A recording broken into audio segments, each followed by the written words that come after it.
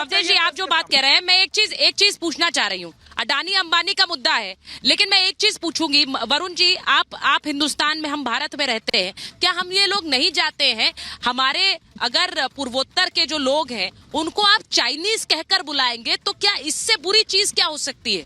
वो भारतीय हैं और आप उन्हें चाइनीज कहकर के, दे लुक लाइक चाइनीज, आप उन्हें चाइनीज का एक उन पर मोहर क्यों लगा रहे हैं?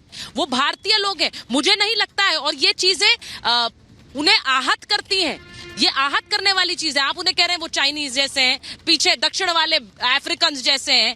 आप ये जब बातें कहते हैं तो आप ये विभाजनकारी सोच रखते हैं कि ये वो हो गए, दक्षिण वाले अफ्रीकन हो गए, तो फिर आप ये बांट रहे हैं या मिला रहे हैं? अब कांग्रेस का इस पर स्पष्टीकरण जिस तरह भी आए, लेकिन ये सोचकर देखिए आप।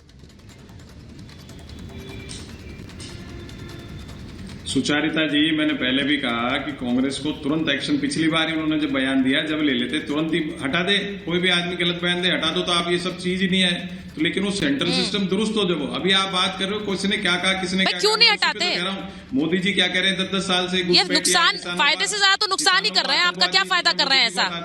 मोदी जी को क्यों नहीं हटाया जाता है इन्हें?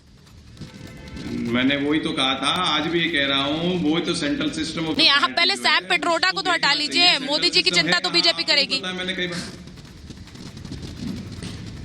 नहीं, तो आप जो शाब्दिक आचरण की बात कर रहे हो ना, मोदी जी का भी बताया, पूरे 10 साल में ऐसा ही हाल हो रहा है। लेकिन जो मैं तो कांग्रेस की बात करूंगा, क्योंकि मोदी जी को तो जनता हटाएगी। मैं कह रहा हूं कांग्रेस पार्टी में जो सेंट्रल सिस्टम है उसको दुरुस्त करने की आवश्यकता, मैं कितने साल से कह रहा हूं, वो दुरुस्त होता था, आज ऐसी बात नहीं होती। आज भी अगर दोबारा उन्होंने कहा है, अभी हटा दे, 5-15 मिनट में हटा के साफ कर दे, तो ये सब चीजें एक्शन लोगे तो दूसरा कोई बोलेगा नहीं।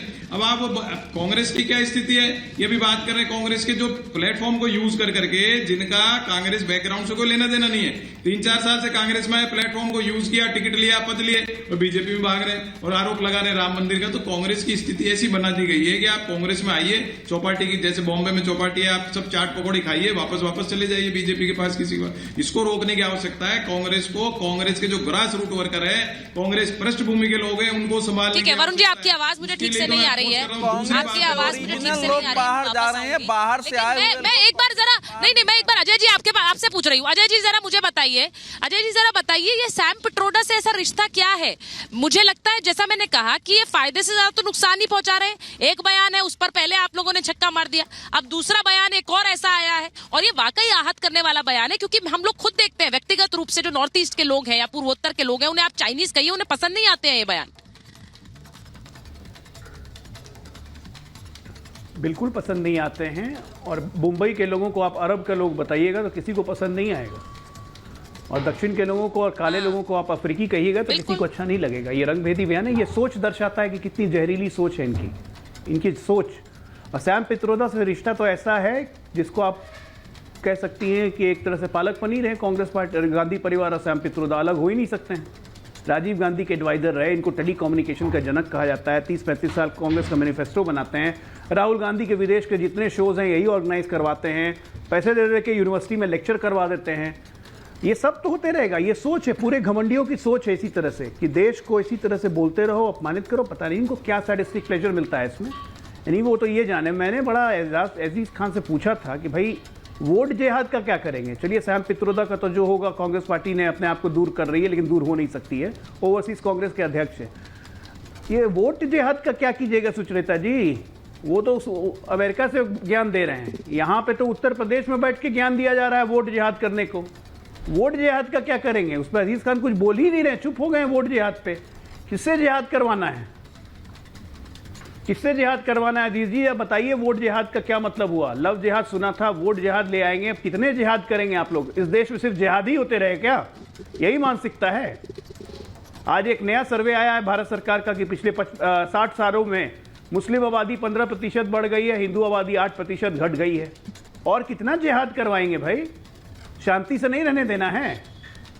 जातिगत जनगणना करवाएंगे, संपत्ति वितरण करवाएंगे, वोट जिहाद करवाएंगे, मतलब दुनिया में सब काम कर ही लीजिएगा आप लोग, घमंडिया लोग मिलके। अच्छा, पूछता हूँ, मुसलमानों को भी आरक्षण दे ही देना है, ओबीसी का आरक्षण खा जाना है, सब काम करके दिखा दिया कर्नाटक में आप लोगों ने। उस पर जवाब दीजिए, तेलंगाना में करके दिखा दिया। मैं उस पर सवाल ऐड कर देती हूं। आरोप नहीं है, सच्चाई है। सवाल ऐड कर देती हूँ। जब प्रधानमंत्री कर्नाटका में करके दिखा दिया है।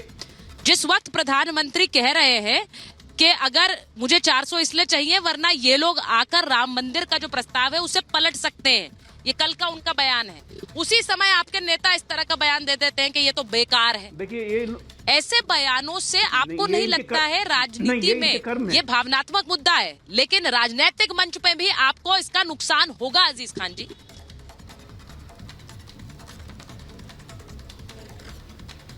देखिए सुचरिता जी, ये दुर्भाग्य है कि आज सत्ता में जो लोग बैठे हैं राम मंदिर पर इस तरह बयान दे रहे हैं कि साहब कांग्रेस आएगी तो राम मंदिर में बाबरी ताला लग जाएगा। कितना दुर्भाग्यपूर्ण बयान है। आप समझिए, मंदिर जो बना इस मुल्क में वो कोर्ट के निर्णय से बना। 1949 में ताला हम सब लगवाया सम्मान था। करते हैं, यह आस्था का मसला है। लेकिन जिस तरह, अरे सुनिए अजय जी, कोर्ट के निर्णय को शाहबानो केस में मैं पलट कह रहा दिया हूं, गया था। ये इस देश में हिंदू और मुसलमान, अरे सर आप बोलने नहीं देंगे तो अब अजय जी नहीं, ये तरीका नहीं। सुचरिता जी रोके इनको। इस मुल्क में हिंदू और अजय जी बोलने मुसलमान दीजिए, एक साथ वो अपनी बात रहता कर ले है और पहले। रहना पसंद करता है। लेकिन कुछ लोग ऐसे हैं जो मंच पर चढ़कर हिंदू और मुसलमान को अलग करने की बात करते हैं, मंगलसूत्र की बात करते हैं। हमारे देश के प्रधानमंत्री ऐसी बात करते हैं। दुखद है, प्रधानमंत्री को अपनी उपलब्धियों पर बात करनी चाहिए। आज वो मंगलसूत्र की बात करते हैं कि साहब मंगलसूत्र छीन करके मुसलमानों में बांट दिया जाएगा। इससे यह पता चलता है कि आपके पास बताने के लिए कुछ नहीं है। 10 साल की उपलब्धियां, आपने काम नहीं किया। अगर वाकई में होता तो आप हिंदू और मुसलमान, और अजय जी अभी ये भी हिंदू और मुसलमान के अलावा कोई बात नहीं कर रहे हैं। अरे बताइए ना आपकी उपलब्धियां, आप बताइए क्या रोजगार आपने लोगों को दिया, महंगाई कम की कि नहीं की। आज नौजवान, यही नौजवान, इसी ने आपकी सरकार बनाई थी, इसी किसान ने आपकी सरकार बनाई थी, बड़ी उम्मीद के साथ बनाई थी। आपने ख्वाब दिखाया था, सपने दिखाए थे, आज उसके सपने टूट गए। अब वो सपने संजोना नहीं चाह रहा है, क्योंकि माननीय मोदी जी ने कहा था अच्छे दिन आने वाले हैं, सब कुछ बदलने वाला है। आज बुरे दिन आ गए। उम्मीद कर रहा है नौजवान, किसान उम्मीद कर रहा था, लेकिन आप उस पर जवाब देने के बजाय हिंदू, मुसलमान और तमाम ऐसी बातें करके इस देश को गुमराह करना चाहते हैं। क्या जनता मूर्ख है क्या? वो बेरोजगारी पे बात नहीं करेंगे आप रोजगार की बात करिए। क्या रोजगार आप दे रहे हैं? आप महंगाई की बात करिए। आज नौजवान जो हमारा फ्रस्ट्रेटेड है। नीट का मैंने इससे पहले जिक्र किया, अभी लेटेस्ट एग्जाम हुआ, पेपर आउट हो गया, 25 लाख बच्चे का भविष्य अंधकार में हो गया। आपने एक स्टेटमेंट दिया, बीजेपी ने एक शब्द बोला उसमें नीट पे नहीं बोला। आज एनटीए सीधा डिनाई कर रही है कि मैं एग्जाम नहीं कराऊंगा। अजीज खान जी, मैं इसको नहीं देखूंगा। इसमें एनटीए की बड़ी जिम्मेदारी रही, लेकिन बीजेपी का अजीज खान जी देखिए, मैं बार बार ये कहती हूँ और महाभारत में अपनी डिबेट में ही ये कहती हूँ कि एक राजनीति में बयान होते हैं और एक होता है उन बयानों के जरिए एक नैरेटिव बनाना। हाँ, समस्या ये है कि इनके तरफ के जो बयान आते हैं उनका नैरेटिव आप लोगों के सामने बना नहीं पाते हैं और वो उसमें माहिर है। अब मुझे बताइए अजय जी, वो जो कह रहे हैं वो कह रहे हैं कि इस चुनाव में हिंदू मुसलमान करने वाले तो आप लोग हैं। अरे मैं इतनी बार अभी आपके सामने पूछा, इन्होंने जवाब नहीं दिया। वोट जिहाद करने वाले हम लोग हैं, हाँ या ना में बोल दीजिए। कर्नाटका में मुसलमानों का आरक्षण आपने दिया, वो सारे मुसलमानों को ओबीसी बना दिया, उसका जवाब नहीं देंगे तो हिंदू मुसलमान हम कर रहे हैं। लालू यादव बोलते हैं मुसलमानों को पूरा आरक्षण मिलना चाहिए, ये हमने कहा नहीं, आपने कहा, आप उस पर जवाब नहीं दे रहे हैं। आपके नेता लोग लगातार ऐसे बयान दे रहे हैं भाई, हम लोग नहीं दे रहे हैं ये बयान। हिंदू मुसलमान अगर हम कहते हैं कि बाबरी ताला लगा देंगे तो गलत क्या कहते हैं सुचरिता जी? 1949 में कांग्रेस नहीं, जवाहरलाल नेहरू ने ताला लगवाया था। शाहबानो का केस का पलटा, सुप्रीम कोर्ट का फैसला पलट दिया गया था संसद के माध्यम से, किसको नहीं पता है? तो राहुल गांधी जब ये बात कह रहे हैं 2019 में डिसीजन आने के बाद कि हम लोग जब सत्ता में आएंगे तो सुपर कमीशन बना के इस फैसले को पलट देंगे, तो ये मंशा कांग्रेस तो पूर्व में ये काम कर चुकी है, तो फिर कैसे नहीं कोई यकीन करेगा, कैसे कोई शक नहीं करेगा कि कांग्रेस ऐसा नहीं करेगी? और खासकर उनके सबसे अच्छे सहयोगी, और 19-20 में याद रखिए प्रमोद कृष्णन कांग्रेस नहीं छोड़ी थी, आचार्य जी उस वक्त प्रियंका गांधी के एडवाइजर थे। ये 19-20 की बात है, 2019 में फैसला आया था और तब राहुल गांधी ने यह बात कही थी, एडवाइजर थे उस वक्त वो प्रियंका गांधी के, इसलिए उनकी बातों का तार्किक महत्व बन जाता है। एक बार आपने ये काम किया हुआ, इतिहास में दर्ज है ये सब काम आपके। कार सेवकों पे गोली मुलायम सिंह यादव ने चलवाई थी, मारा था और मैं बेगुनाहों को, और कहा था कि 20 मरे कोई फर्क नहीं पड़ता है, 2000 मर जाते तभी मुझे अफसोस नहीं होता, यह आपने कहा था समाजवादी पार्टी के पूर्व अध्यक्ष स्वर्गीय मुलायम सिंह यादव जी ने। यह आपकी सोच रही है करने के, आप ऐसे काम करते रहे हैं, आपका ट्रैक रिकॉर्ड है, तो हम क्यों नहीं कहेंगे?